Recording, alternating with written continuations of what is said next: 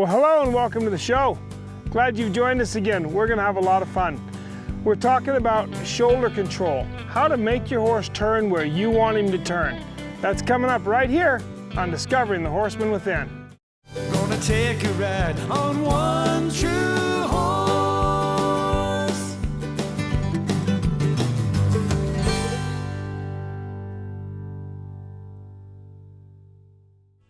So last week we talked about just getting this horse to control his energy, control his own emotions, and follow his nose. You remember this horse was not wanting to connect his nose to the rest of his body.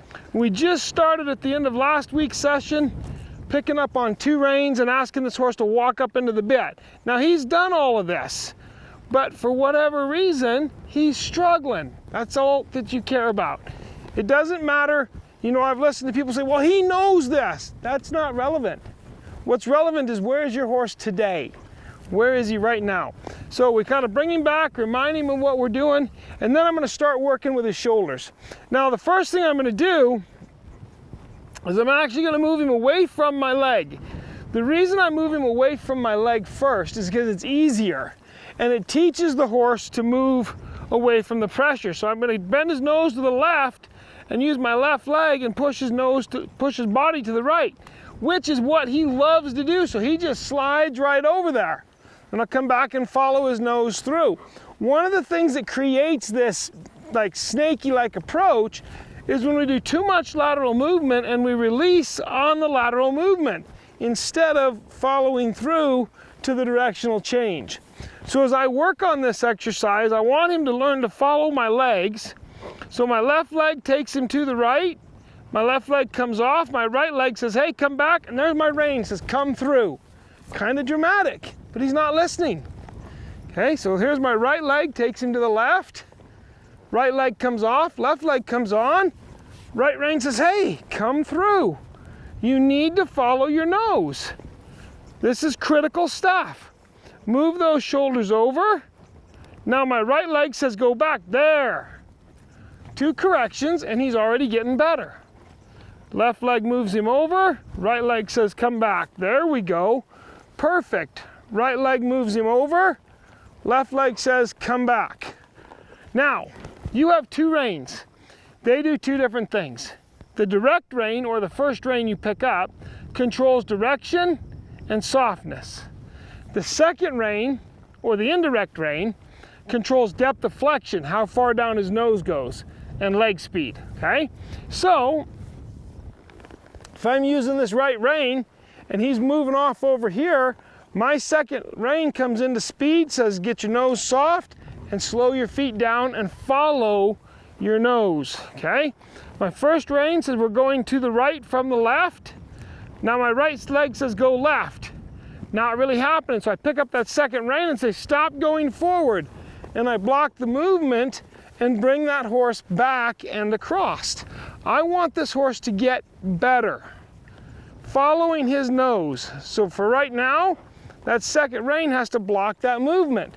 Now he knows how to move his body.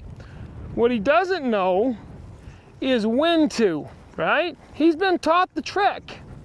He's been shown how to turn, but he's not been shown how to handle the emotions and how to make his body work as one unit. So I'm going to bring him in here into a circle. We've got him to where he already knows how to move his shoulders away from our leg, right? So now we take him into this circle, and we're going to use our outside leg in position 1. And what I want to do is ride him into a circle here and let my outside leg guide him until that shoulder starts to step over. Now you see him want to hurry there. That's what I'm looking for. And then I release him and let him out of it. I don't want him just to speed his legs out. I want him to think and find the answer. Come in a circle to our right. My left leg comes into position 1, my toe turned out, and just wait until that hind end locks down. Just wait. Right here, I'm going to take my outside rein just a little bit, bump it, just a little bit, bump it. Let it go, bump it. Oh, there. When he finally kind of locks that hind end down and moves the shoulder around, I can release him. He's not as good on the right as he was the left, So let's go back to the right, start that circle, soften that nose. Now take that left leg and apply the pressure and move that around. There, right there, okay? And you get yourself in a habit of looking for where his feet are gonna go and staring at his nose, and I just caught myself doing that. Pick your eyes up, lift your chin up. It's way easier for the horse. Lift your chin up, keep your shoulder up and square. As you come around here, watch him. He's wanting to take his nose and poke it out. You're seeing him just, he keeps his ears down, but he wants to poke his nose straight forward like that. Soften into that bit. I love a snaffle bit for that reason. I like using a snaffle because it allows me to know where my horse really is. If I had him in a shank bit right now, I'd have 2 or 3 times the leverage. I wouldn't feel him necessarily doing that. But because I'm working in a snaffle, I can feel that. So when I feel that, I go back just to softness. Just go back and soften that nose for a few minutes, give him a couple of releases, and then bring that shoulder back around. My right leg in position 1, asking him to tighten that turn down and move off of my leg. Right there, right there. I don't want him just to get like a top and swap ins fast. I don't care. In fact, I don't even want him to move fast. I want him to move slow and get this exercise right, because I can't stand riding a horse that doesn't know how to turn. When I ask a horse to turn, he needs to turn right here, right now. And it needs to be the direction or the size turn that I ask for. So if I ask my horse to turn sharp, he needs to turn sharp. But if I ask him to make a circle, he needs to make a circle. And this horse was doing neither. He's capable of both. He'd been taught both. But because he won't control his emotions, he wasn't doing either one. So we come back to exercises that are really pretty fundamental and basic in his training and pick up how to get that directional control. It's one of the things I really want people to understand. It's critical that you work this horse using the fundamental exercises. If you aren't going to use the fundamental exercises later, don't teach them. They're not worth having. The reason we teach them is so that we can come back right here. Come back right here and bring it all together and get this horse to where he's starting to pay attention and move those shoulders. There we go. Right? So we're getting to where we can add more and more, but I keep feeling that jawbone come into my hand. So when I do, I pick up on both of my reins and drive with my legs, okay? Somebody's gonna say, Ken, where's his release? His release is when he gets really soft, I'm not in his mouth, but I want him to carry it there for a few minutes. This horse is not a colt. I don't have to drop the reins every couple seconds. What I need to do is get him to maintain that softness and carry it there longer, right? He needs to learn self-carriage. Self-carriage is critical. It's when I pick up these reins and this horse comes to softness and rides in softness without me maintaining pressure or pulling on him.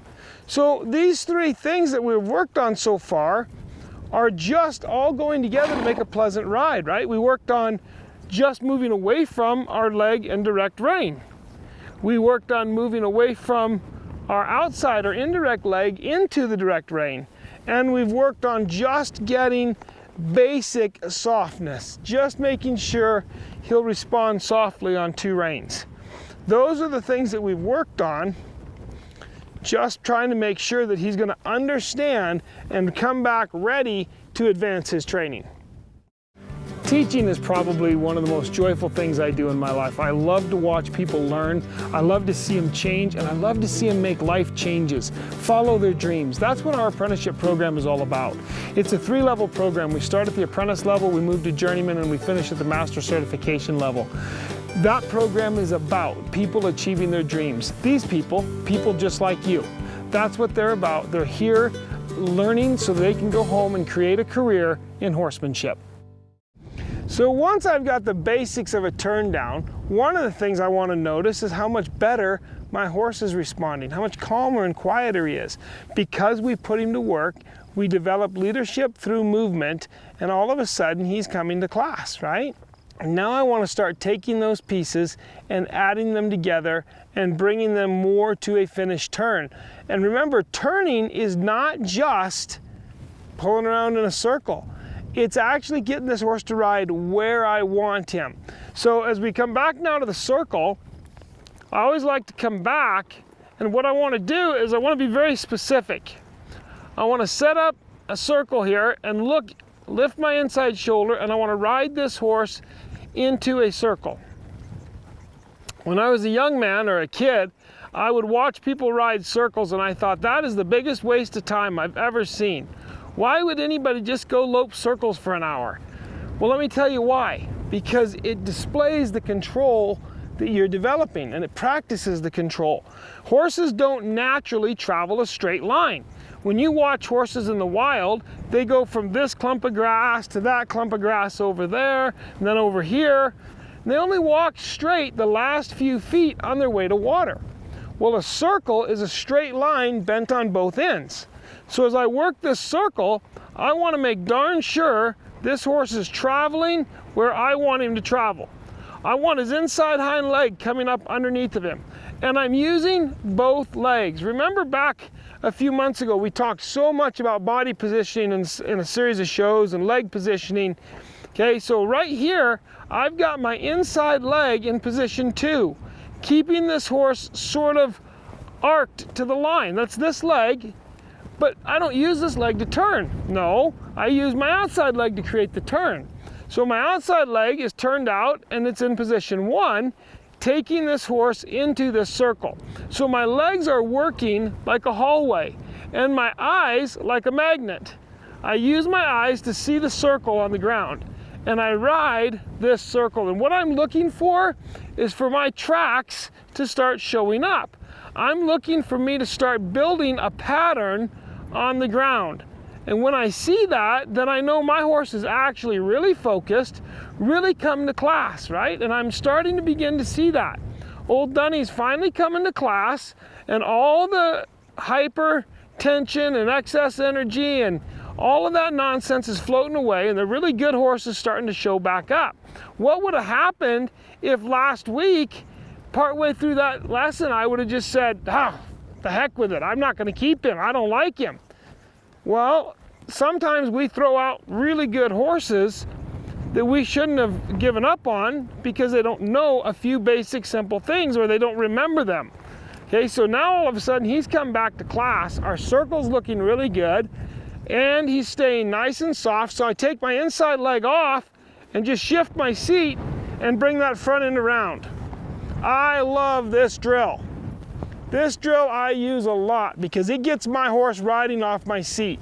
I like to make bridleless horses, and I think this exercise right here goes a long ways towards making bridleless horses. So now as I start my right-hand circle, I can't expect it to be my left-hand circle. It's my right-hand circle. It's different. And you can see the difference. We haven't practiced it yet, and he's bouncing around. He's left to right, in and out, and we're not really getting our perfect circle. So my inside leg, or right leg in this case, is position 2, keeping him arced. My outside leg, or left leg, is position 1, keeping him following his nose. My hands, their job is to keep his nose soft. That's it. My hands don't need to pull him around or hang on him. Just keep his nose soft and guided the direction we're going. And let him walk down the hallway of life between the walls, which are my legs, and look at all the adventures that we're going to have together. But if you watch, we can't walk a straight line in this direction. We keep jutting in and out, in and out, in and out. So I just need to keep working here until I get it. And this is one of the areas I see people get frustrated and quit too soon. They think, oh, I walked a circle, it's pretty good. Is it pretty good? I mean, is that good enough for you? Is pretty good good enough? So, question, you hired a guy to paint your house, and he comes over, and you want the house painted green, and he paints it blue. And you ask him, you say, why'd you paint it blue? And he says, well, it looks pretty good. It's pretty good enough. My boys have a t-shirt that they got in football, and it says, pretty good or good enough never is. That's what it says. Good enough never is, right? I want it all. I don't want it pretty good. I don't want it almost good enough. I want it right. So as I work him here, you can see this direction. His nose is poked out a little more. Keep that nose softer. Keep him driven up here. Ride him up into your hands. Keep your eyes up looking where you're going. Your inside shoulder lifted up, and there we're starting to get our circle. All of a sudden we're starting to come together and click. We went through several circles, 10, 12 circles, where it was ugly. I don't care if you went through 100 ugly circles, but all of a sudden it's starting to come together. So now all I'm going to do is shift my weight to my left hip pocket and take my inside leg off and bring that horse's front end around right there. I love that exercise because now my horse is starting to change the size of his circle. Right here, I'm on a really nice line. Our circle looks pretty. I'm going to shift my seat to my right hip pocket. My inside leg comes off and the front end comes around. Circle went from a wide circle to a narrow circle. So now as I ride here, get my circle back, soften that nose. This side's not quite as good. Soften that nose. So we bring him around here. My inside leg comes off, my outside leg comes on. He steps that front end around. Now he's turning wherever I ask him to turn. Now all of the training that I knew was there is coming back, and he's understanding what we're talking about. I lift him up there, turn him all the way around. All of a sudden, things are starting to come together. What if it doesn't come together for your horse that fast? You don't worry about that. Just because it came together for him really fast, I told you a week ago, this horse has a handle, he's just not understanding how to put the two together. Now it's starting to come together. All of a sudden, the lessons he did in the arena are relevant to his life in the big outdoors. And that's really what I want to drive home in this series, is that everything you do in the clinics, everything you do at home, everything that you do that you watch on RFD TV, that you see on YouTube, and you practice, all of that should become a part of how you ride. And it just changes how you and your horse communicate. Now, I've got a pretty tight 180. I can take my leg off and just shift that front end that comes around, or I can shift and bring it right back around. I've got a really nice 35-foot circle. So now what I want to do is I want to use my legs and my eyes, and I want to make the circle smaller by just tightening up where I'm looking. Don't bend his nose more, because here's the reality. This horse has a problem over bending and not following. He has that issue.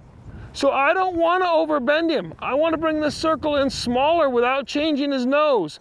How small can I make this circle?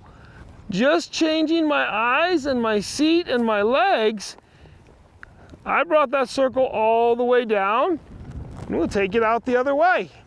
We start with our big circle. I love this circle drill, right? You're going to spiral in and ride out. Spiral in. You can spiral out if you want. I tend to spiral in and ride out. But I start on this big circle. I've got all the pieces, all the components put together. As I start this big circle, I just take my eyes and I start narrowing the seat down.